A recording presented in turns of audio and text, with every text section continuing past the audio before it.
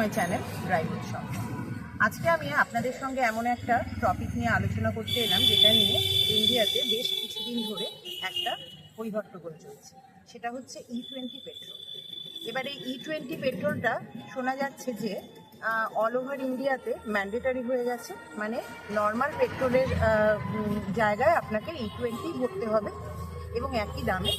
এবং এটা দেখা যাচ্ছে যে বেশ কিছু কারণার এটা কমপ্লেন করছেন যে তাদের গাড়ির মাইলেজ ড্রপ করছে এবং গাড়িতে বিভিন্ন ধরনের অন্যান্য সমস্যা আসছে। তো এই E20 পেট্রোলটা কি এবং সেটার জন্য আমাদের গাড়িতে কোনো প্রবলেম হবে কি না, বিশেষ করে যে গাড়িগুলো E20 কম্প্যাটেবল নয়, অর্থাৎ যে গাড়িগুলো 2023 সালের আগে তৈরি হয়েছে হন্ডা ছাড়া, কারণ হন্ডা 2009 সাল থেকে E20 কমপ্লায়েন্ট ইঞ্জিনওয়ালা গাড়ি তৈরি করছে। তো যে গাড়িগুলো E20 কমপ্লায়েন্ট নয় সেই গাড়িগুলোর জন্য এই E20 পেট্রোল কি এফেক্ট ফেলতে চলেছে, আদৌ কোনো এফেক্ট ফেলবে কিনা, কিংবা সেটা হলেও সেটাকে প্রিভেন্ট করার জন্য কারণরা কি মেজার নিতে পারেন, সেগুলো নিয়েই আজকে আমরা আলোচনা করব। আর সেগুলো নিয়ে আলোচনা করার জন্য আমি আমার চ্যানেলে আজকে ইনভাইট করেছি একজন অটোমোবাইল ইঞ্জিনিয়ারকে, মিস্টার সৌম্য। আসুন ওনার সঙ্গে আপনাদের পরিচয় করি। হ্যালো সৌম্য, নমস্কার। আজকে আপনি আমার ভিউয়ারদের জন্য প্লিজ বলুন E20 পেট্রোলটা কি এবং এটা এতদিন আমরা যে পেট্রোলটা ইউজ করছিলাম সেটার থেকে কিভাবে আলাদা। E20 পেট্রোল মানে হলো E20 একটা ব্লেন্ডেড পেট্রোল। সেটাই E20 মানে হলো ইথানল 20% আছে। কার সাথে? পেট্রোলের সাথে। তাহলে পেট্রোল হলো 80%, ইথানল হলো 20%। এবারে আগের পেট্রোলের থেকে এটা কতটা আলাদা হচ্ছে? আগে অলরেডি ইন্ডিয়ায় যে পেট্রোল চলছে সেখানে ইথানল 10% ইউজ হতো, এখন সেটা গভর্নমেন্ট চাইছে হলো বাড়িয়ে 20% করে। ওকে, আচ্ছা, তো এই E20 পেট্রোলটা গভর্নমেন্ট কেন চাইছে যে মানে 20% ইথানল ব্লেন্ড করতে পেট্রোলের সাথে? দেখুন, E20 পেট্রোল ইউজ করলে প্রথম ব্যাপার হলো গভর্নমেন্টের একটা ভাবনা চিন্তা হচ্ছে হলো কার্বন এমিশন কমানো। ওকে, সেই কারণে E20 পেট্রোল, যেহেতু এটা বায়োফিউয়েল, সেই কারণে গভর্নমেন্ট চাইছে প্লান্ট বেসড, মানে বায়োফিউয়েল যেহেতু, সেই কারণে কার্বন এমিশনটা অনেকটাই কম হচ্ছে পেট্রোলের তুলনায়। দ্বিতীয়ত হলো পেট্রোল আমরা জানি যে একটা নন রিনিউয়েবল এনার্জি, তার ফলে ওটার ইউজটা যতটা কমানো যায়, অন্যান্য কাজেতে যতটা লাগানো যায়, সেটাও একটা ভাবনা চিন্তা। আর থার্ড ব্যাপার হলো কিছুটা তো কস্ট কাটিং ডেফিনেটলি হবে। গভর্নমেন্টকে তো পেট্রোল, গভর্নমেন্টকে পেট্রোল অনেক কম কিনতে হবে। যদি আমি 10-এর জায়গায় 20% করতে পারি এবং এটা আরো ফার্দার বাড়াতে পারি, তাহলে কস্ট কাটিংটাও বেশ কিছু কম হবে। আর বোধহয় আখ চাষি এবং ভুট্টা চাষিদেরও একটা স্বার্থ দেখা হচ্ছে এখানে, যে ফার্মার্সদেরও একটা ভাবনা চিন্তা করা হচ্ছে যে ওনাদের এই যে বাই প্রোডাক্ট যেটা হচ্ছে সেটাকে কোনোভাবে যদি কাজে লাগানো যায়, গভর্নমেন্ট সেটাকেও সাপোর্ট করছে। এক্স্যাক্টলি। তো এটা তো ঠিক আছে, পজিটিভ দিক, কিন্তু কিছু কারণরা কমপ্লেন করছেন যে ওনাদের গাড়িতে কিছু প্রবলেম হচ্ছে। তো E20 কমপ্লায়েন্ট যে গাড়িগুলো নয় সে গাড়িগুলোর জন্য এই E20 পেট্রোল কি ধরনের প্রভাব ফেলতে পারে? আচ্ছা, E20 পেট্রোলের মেন এই ইথানলের সমস্যাটা হলো, ইথানল হলো ওয়াটার অ্যাবজর্ব করে। দ্বিতীয়ত ব্যাপার হলো ইথানলের একটা প্রপার্টি হলো ও রাবার আর প্লাস্টিককে কোরোড করে। ওকে, ঠিক আছে, ধীরে ধীরে ধীরে ধীরে রাবার প্লাস্টিককে ক্ষয় করে।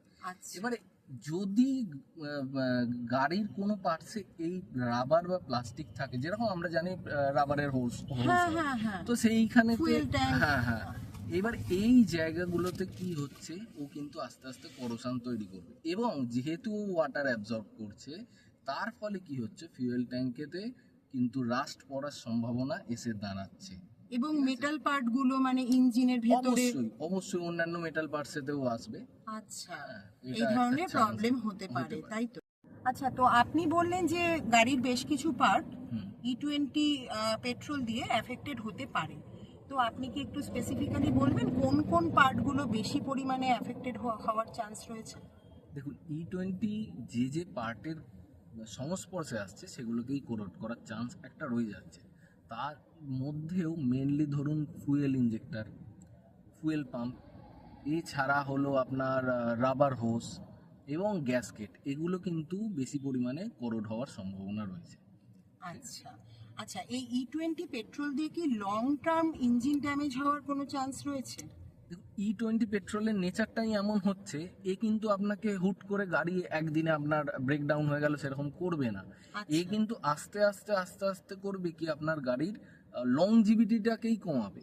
আচ্ছা, এ যেহেতু করোসিভ নেচার, তাহলে এ কি করবে, রাস্টিং বলুন, করোশন বলুন, লং টার্মেই যা দেখতে পারবেন। এবং সেইটাই হয়ে যাচ্ছে হলো প্রবলেম, যে গাড়ির অসুবিধাটা হুট করে আপনি বুঝতে পারবেন বোঝা যাবে না, না, ধীরে ধীরে হবে প্রসেস, ধীরে ধীরে হবে প্রসেসটা। ওকে। আর পুরনো গাড়ি নতুন গাড়ি কোনটা কম্পারেটিভলি বেশি ভালনারেবল? দেখুন, অবভিয়াসলি যখন পুরোনো গাড়ি যদি আমি ধরি 2010-এর আগের গাড়ি, সেই গাড়িগুলো তো কখনো এরকম ভাবা হয়নি যে E20, তারা ইঞ্জিনিয়াররা ভাবনা চিন্তাও করেনি যে E20 মানে ইথানল এতটা পরিমাণ বেশি ইউজ করবে কি কি, তো তার ফলে অবভিয়াসলি তারা বেশি ভালনারেবল হবে। আচ্ছা, কম্পেয়ার টু এখনকার গাড়ি যে BS6 মডেলগুলো, তারা একটু হলেও ভাবনা চিন্তা করছে, যেহেতু অলরেডি ওরা মানে সারা ওয়ার্ল্ডে যেহেতু একটা ইথানলের দিকে যাওয়ার টেন্ডেন্সি, তার ফলে কি করছে ওরা ওরা ওরা অলরেডি কিন্তু ইথানল টাইপের মানে যে যে অসুবিধা হবে সেগুলোকে কোপ আপ করার চেষ্টা করছে। আচ্ছা সেই হিসেবেই গাড়ি বানাচ্ছে, সেই কারণে ডেফিনেটলি ওল্ড গাড়ি তো প্রচন্ড পরিমাণে ভালনারেবল হবে। আচ্ছা আচ্ছা, তো গাড়ির মাইলেজ, এটা অনেকের কাছ থেকেই শুনতে পাচ্ছি যে তারা বলছেন তাদের গাড়ির মাইলেজ নাকি ড্রপ করেছে। মাইলেজের উপরে E20 পেট্রোলের কি প্রভাব? ইথানলের যদি আপনি ক্যালোরিফিক ভ্যালুটা দেখেন, তাহলে দেখবেন যে ইথানলের ক্যালোরিফিক ভ্যালু নর্মাল পেট্রোলিয়ামের থেকে 60%, মানে নর্মাল পেট্রোলিয়ামে 65%। এবারে যদি তাই হয়, তার মানে যে পরিমাণ এনার্জি পেট্রোলিয়াম দিচ্ছে, সেম পরিমাণ ইথানল আমি জ্বালালে 65% এনার্জি কিন্তু আমি পাচ্ছি। তার ফলে অটোমেটিক্যালি মাইলেজটা কিন্তু ড্রপ হওয়ার সম্ভাবনা রয়ে যাচ্ছে, এবং মাইলেজ ড্রপ হচ্ছেই হবেও। এবং ওটা একটা অবভিয়াসলি এইটা একটা মেন কারণ যে ক্যালোরিফিক সেটা তো ভ্যালুটা, গভর্নমেন্টও বলছে নাকি 5 to 10% এরকম নাকি একটা মাইলেজ ড্রপ হতে পারে। আচ্ছা, তো এই ইথানল ব্লেন্ডেড পেট্রোলটা ইউজ করলে কি কোল্ড স্টার্টের কোনো সমস্যা হওয়ার সম্ভাবনা আছে? দেখুন, ভেপোরাইজেশন হিট যেটা লাগে ইথানলের ক্ষেত্রে সেটা কিন্তু অনেকটা বেশি। তার ফলে ঠান্ডার জায়গা যেগুলো, সেখানে কিন্তু ইথানল ইজিলি ভেপোরাইজ হবে না। তাহলে তো ডেফিনেটলি কোল্ড স্টার্টের একটা সমস্যা সেই সব জায়গায় রয়ে যাচ্ছে। আমাদের এখানে অতটা হয়তো হবে না, আমাদের এখানে যেহেতু ঠান্ডাটা সেই রকম পরিমাণে পড়ে না, কিন্তু যে কোনো মানে ঠান্ডা রিজিয়ন, মানে আপনি যদি বলেন যে কাশ্মীরের দিকে, আপনি যদি বলেন দার্জিলিং এর দিকে, সেই সব জায়গায় তো ডেফিনেটলি সমস্যা, কোল্ড স্টার্টের সমস্যাটা হতে পারে। গাড়ির কোনো সেফটি ইস্যু হওয়ার চান্স আছে কি?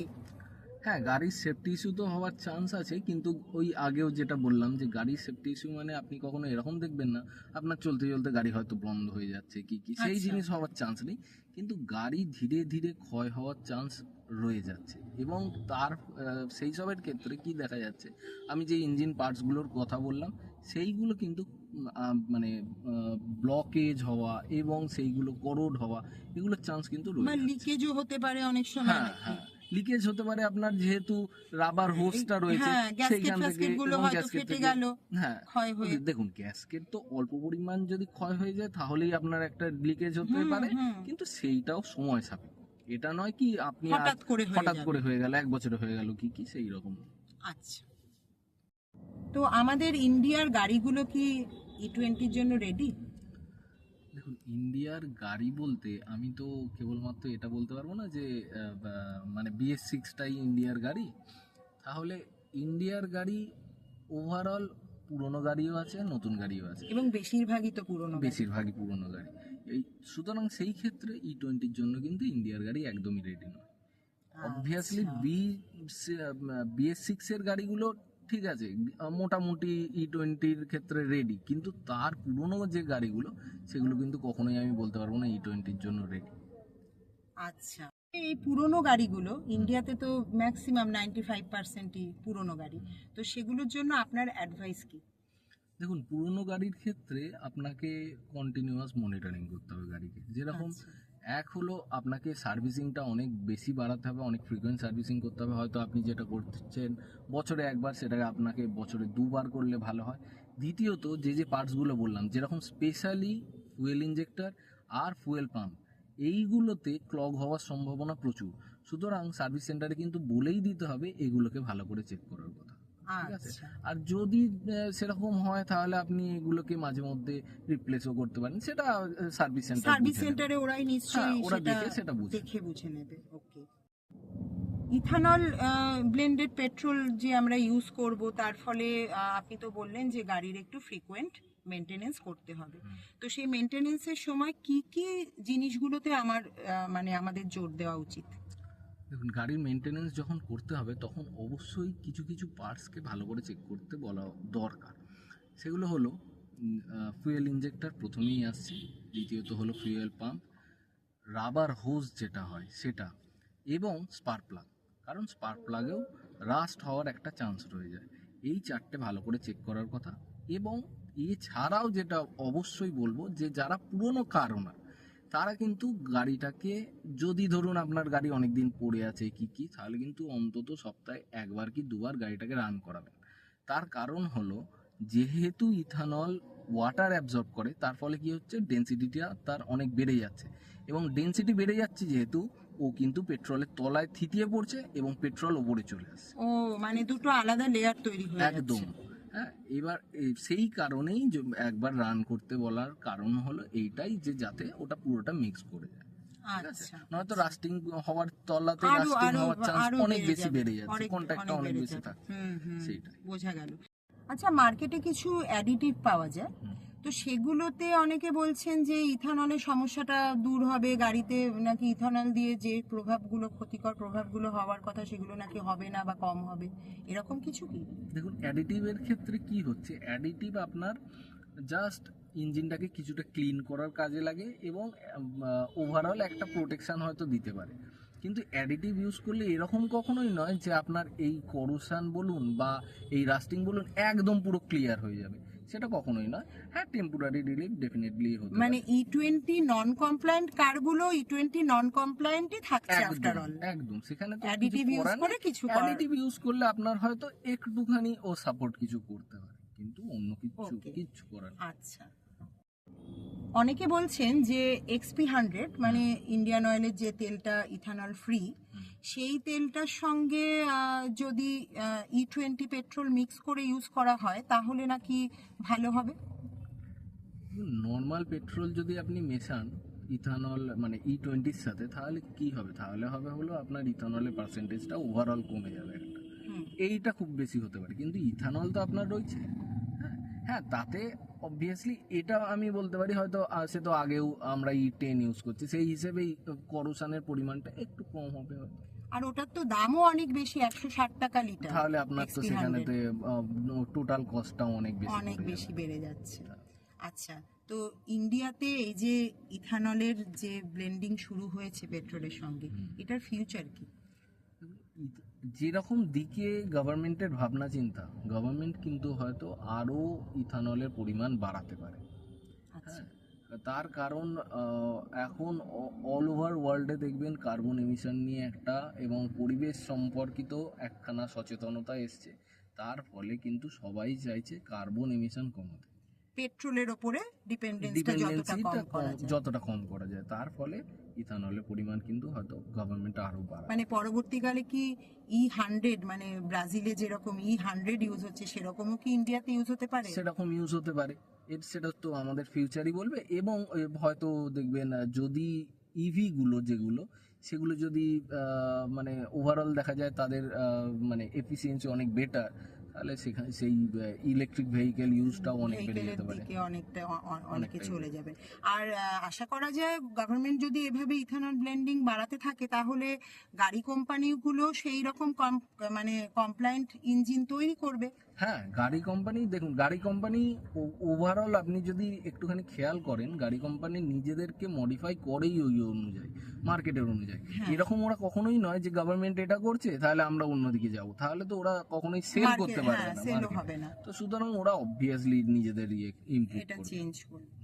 ঠিক আছে, আপনাকে অনেক ধন্যবাদ আমার চ্যানেলে এসে ভিউয়ারদের এই ইম্পর্টেন্ট ইনফরমেশনগুলো দেওয়ার জন্য। আর আজকের ভিডিওটা আমি এখানেই শেষ করছি। E20 পেট্রোল নিয়ে আপনাদের আরও যদি কোনো কোয়ারিজ থাকে কমেন্ট বক্সে অবশ্যই জানাবেন, আমি চেষ্টা করব সেগুলোর উত্তর দেওয়ার। আজকের মতন